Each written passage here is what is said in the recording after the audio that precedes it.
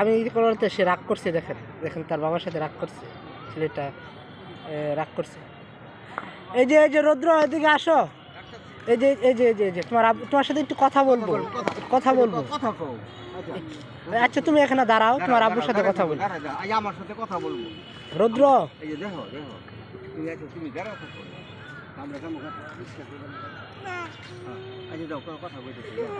আচ্ছা আপনি এভাবে বলেন যে আসলে আপনার ছেলের জন্য আসলে কি প্রত্যাশা করেন, যে আসলে আল্লাহর কাছে? আল্লাহর কাছে প্রত্যাশা করি যাতে ওই যাতে ভালো হয়ে তোর নিজের কাজটা নিজে করতে পারে, এটাই আমার প্রত্যাশা।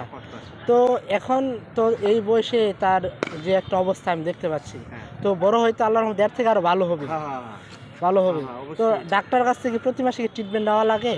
না, এখন ডাক্তারের কাছে যাইনি, ইন্ডিয়াতে দেখাইছি, তো ওইভাবে বলছে যে এইগুলো চলবে, ওষুধ কন্টিনিউ ওইগুলো করে দেবেন, আর ব্যায়াম ট্যাম কিছু দেখাই দিচ্ছে ওইগুলো, আর হাঁটা চড়া এগুলো। হ্যাঁ, সিঁড়ি বাড়িতে বলছে বেশি।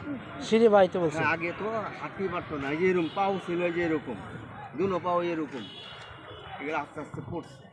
ওই সিঁড়ি বাবাইতে এক মাস রাখছিলাম ওই ওই জায়গায় একটা ইনস্টিটিউট। আপনি তার পিছনে কেমন পরিশ্রম করছেন? বহুত, মানে এরা বলার আরও রাখে না, প্রচুর। 80 ওটার ধরে আমি ব্যবসা বাণিজ্য ছেড়ে দিছি এর জন্য। ব্যবসা বাণিজ্য ছেড়ে দিছি?